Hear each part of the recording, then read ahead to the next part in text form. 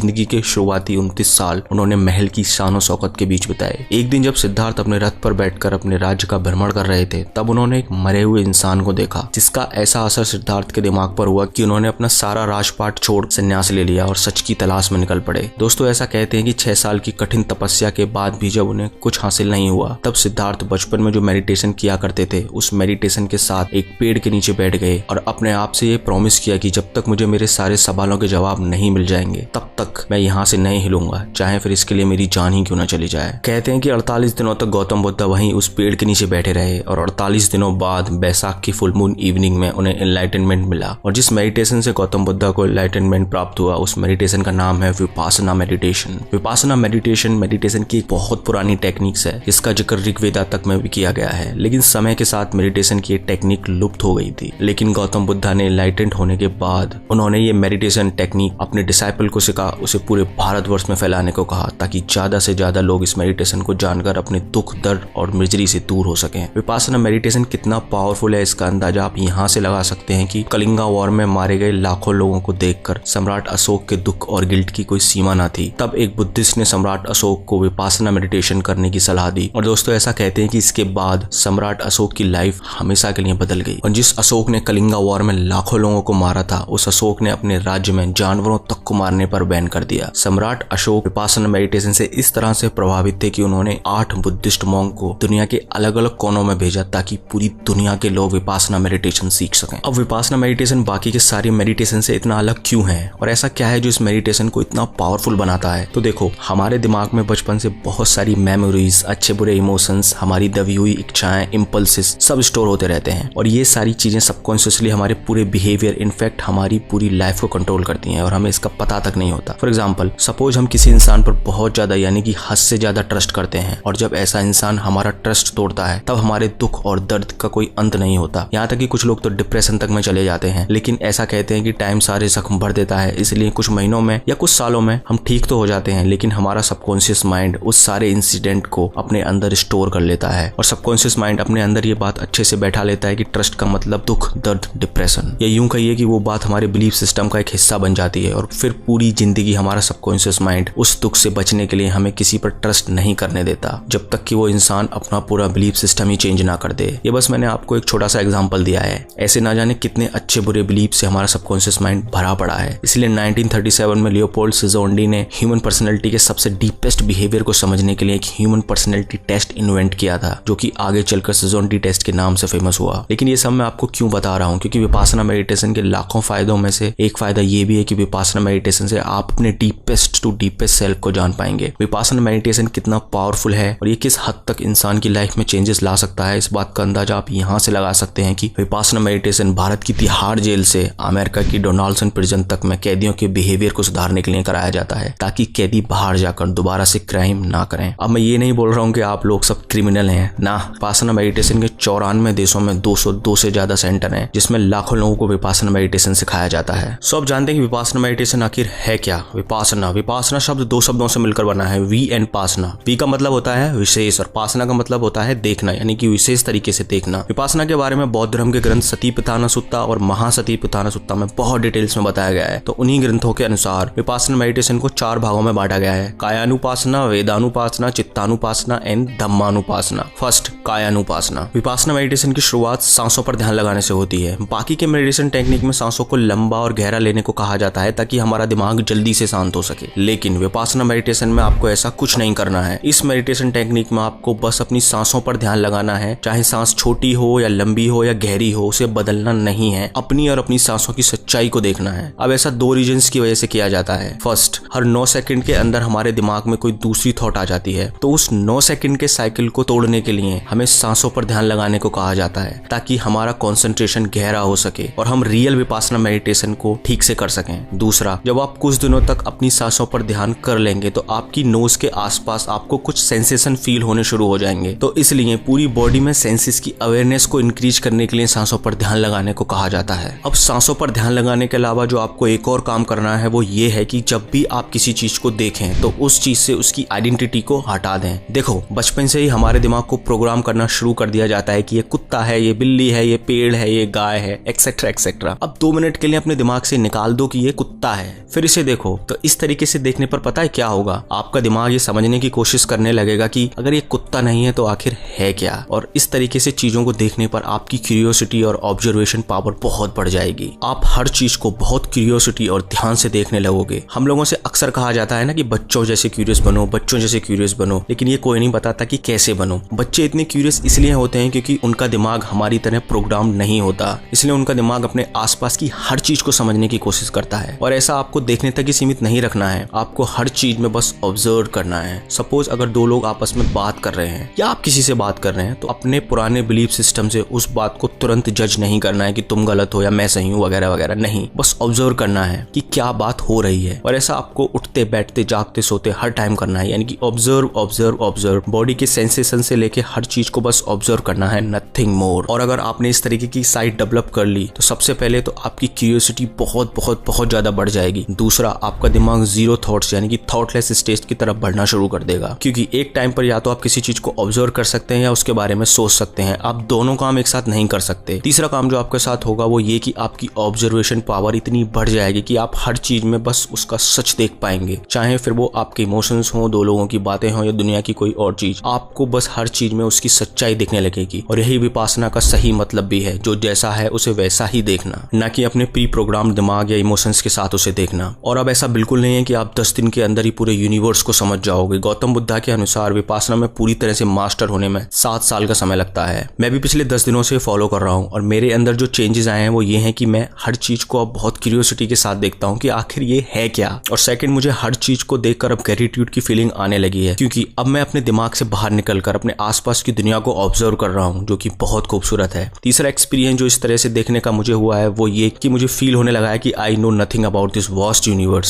सड़क पर पड़े पत्थर को देखकर ये बोल देना कि ये पत्थर है बहुत आसान है। अगर उसी पत्थर से उसकी आइडेंटिटी हटा दी कि ये पत्थर है, तो घंटों तक उस पत्थर को देखते रह जाओगे, लेकिन ये समझ नहीं पाओगे कि आखिर है क्या। देखो, मैं इस एक्सपीरियंस को वर्ड्स में पूरी तरीके से नहीं समझा सकता, क्योंकि वर्ड्स की अपनी एक लिमिटेशन होती है। आप इस चीज को खुद से एक्सपीरियंस करें और मैं आपको गारंटी दे सकता हूँ कि ये सच में एक बहुत कमाल का एक्सपीरियंस है। सेकंड है वेदानुपासना। वेदना यानी कि फीलिंग्स, विपासना यानी कि विशेष तरीके से देखना, यानी फीलिंग्स को विशेष तरीके से देखना। विपासना मेडिटेशन सेंटर्स या जेल में जो विपासना मेडिटेशन प्रैक्टिस कराई जाती है वो यही वेदानुपासना प्रैक्टिस कराई जाती है, क्योंकि हम और हमारा दिमाग फीलिंग्स के साथ बहुत जुड़े हुए होते हैं और हमारा दिमाग हर तरीके की फीलिंग्स पर रिएक्ट करना चाहता है। फॉर एग्जाम्पल, अगर हमें गुस्सा आता है तो हम गुस्से के हिसाब से रिएक्ट करते हैं। अगर हमें किसी चीज से अच्छी फीलिंग्स आती हैं तो हम उस फीलिंग्स को प्रोलॉन्ग करना चाहते हैं। या फिर अगर जब हमें दुख दर्द की फीलिंग होती है तो हमारा दिमाग उस फीलिंग से जल्दी निकलना चाहता है। कहने का मतलब यह है कि हमारे दिमाग में आने वाली हर थॉट पर हमारा दिमाग रिएक्ट करना चाहता है और इसी की वजह से हम अपनी इमोशंस के गुलाम बनकर रह जाते हैं। सो इसीलिए विपासना मेडिटेशन सेंटर और जेल में विपासना मेडिटेशन के कोर्सेज के दौरान एक इंसान को लगभग दिन के 11 घंटे मेडिटेशन करना होता है। अब आप खुद सोचो, 20 मिनट एक जगह बैठने पर हमारी हालत खराब होने लगती है, तो 11 घंटे मेडिटेशन करने में कितना दर्द होता होगा। और यही इस वेदानुपासना मेडिटेशन की ट्रिक है कि आपको उस 11 घंटे में होने वाले दर्द पर कुछ रिएक्ट नहीं करना, बस उसे ऑब्जर्व करना है कहाँ दर्द हो रहा है। जैसे ही आप उस दर्द को थोड़ी देर ऑब्जर्व करोगे, दर्द खत्म हो जाएगा। फिर बॉडी के किसी दूसरे पार्ट में दर्द होना शुरू हो जाएगा। जब आप उस दर्द को भी थोड़ी देर ऑब्जर्व करोगे तो वो दर्द भी खत्म हो जाएगा। इसी तरह से आपको अपनी हर फीलिंग के साथ करना होता है, चाहे वो फीलिंग्स गुस्से की हो, दुख की हो, दर्द की हो या अच्छी फीलिंग हो। जब आप इस मेडिटेशन में मास्टर हो जाओगे तो आप अपने आप में और अपनी फीलिंग्स में डिफरेंस कर पाओगे और आप समझ जाओ कि feelings and emotions are temporary. इस स्टेट में आपको कोई भी थॉट, कोई भी इमोशंस परेशान नहीं कर सकते। आपके अंदर समता की भावना आ जाएगी, यानी कि आपका अपने ऊपर पूरा कंट्रोल हो जाएगा। आप समझ जाओगे कि I am not my thoughts and emotions. इसलिए जेल में वेदानुपासना मेडिटेशन कराया जाता है ताकि कैदी अपने आप में और अपने इमोशंस और फीलिंग्स में डिफरेंस कर पाएं और अपनी फीलिंग्स के बस में आकर कोई उल्टा सीधा काम ना करें। हम अपनी फीलिंग्स और इमोशंस से किस तरह से चिपके हुए होते हैं, इस बात को the subtle art of not giving आगे आप समझ गए होंगे कि ऑथर मार्क मैंसन ने अपने एक topic feedback loop from hello में बहुत ही खूबसूरत तरीके से बताया है कि लेट्स सपोज हमें एक बहुत छोटी सी बात पर गुस्सा आया और तभी हमें ये रियलाइज होता है कि यार ये तो बहुत छोटी सी बात है, मैं इस बात पर गुस्सा कैसे हो सकता हूँ। सो जैसे ही आपको ये रियलाइज होगा कि आप बहुत बेकार सी बात पर गुस्सा हो रहे हैं, तब आपको फिर और गुस्सा आएगा। गुस्सा उस बात पर नहीं जो आपके साथ हुई है, गुस्सा आपको आएगा कि मैं किस तरीके का इंसान हूँ यार जो छोटी छोटी बातों पर गुस्सा करता हूँ। यानी कि आप रियल इंसिडेंट जो आपके साथ हुआ है उसे छोड़कर अपने गुस्सा पर गुस्सा करने लगोगे, जिसे author feedback loop from the hell कहते हैं। सो वेदानुपासना के अनुसार जैसे ही आपको गुस्सा आया